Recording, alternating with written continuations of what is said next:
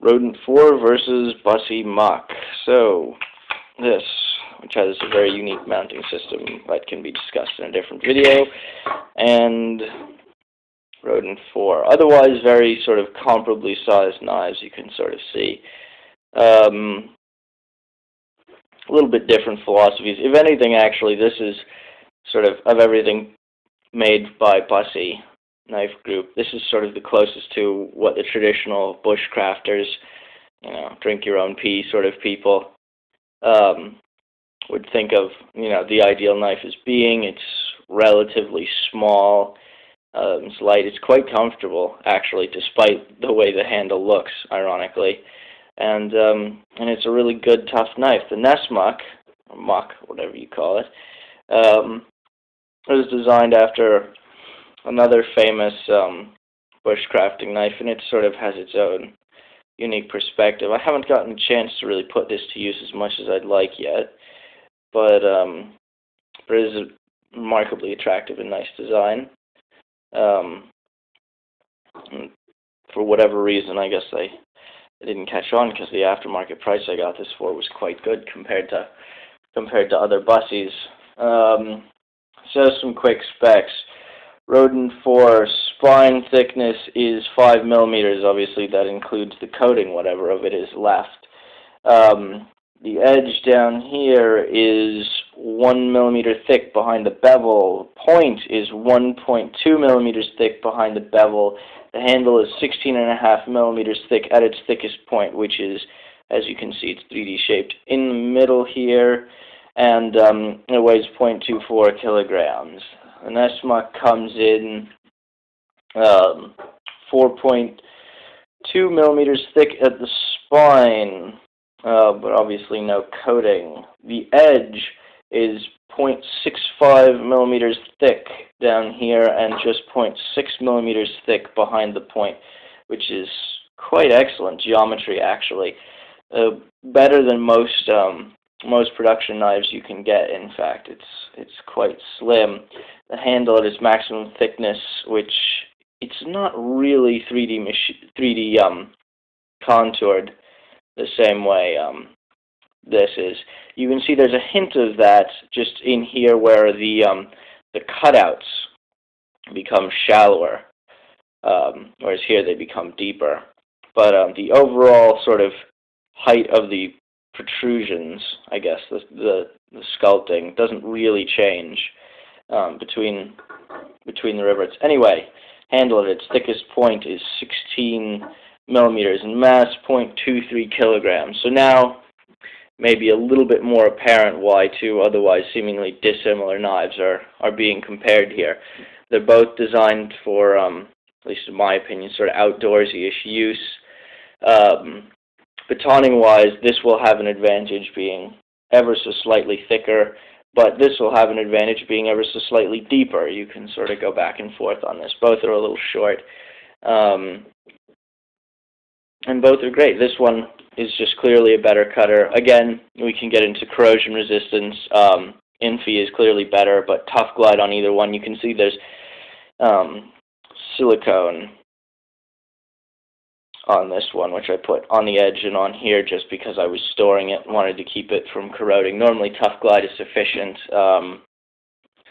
unless you're going to take it swimming, which I did, and got minor spots of corrosion around the edge where I had used it, worn off whatever moly disulfide there had been hanging around protecting it.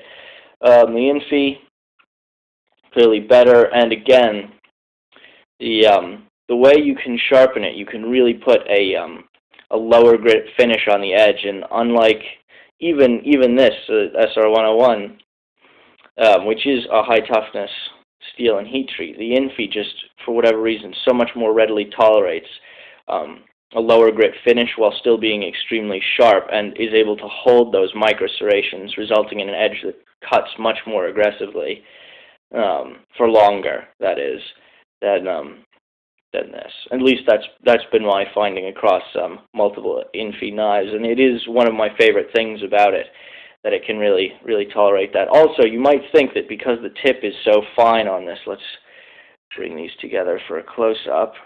you might think that because the tip is so fine on this muck that it can't tolerate prying, but I was prying with it the other day. I was actually prying a heatsink off a board, and little did I know that the heatsink was actually through-mounted and crimped in place.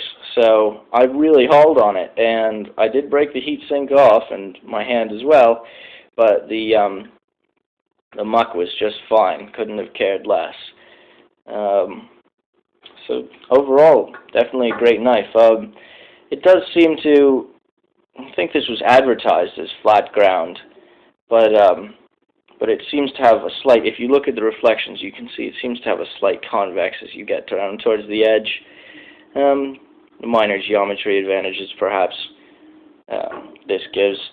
This is clearly saber ground. You can see the edge of it right here. It looks from the wear pattern, I don't know if it's just 2 passes on their CNC or what, but if you look ever so closely, you can see right along here there seems to be a ridge, a high point, which I attribute to this having basically 4 grind angles. So you have the edge bevel grind angle, you have this angle, and then this, which is your flat up here, because it's sort of saber ground.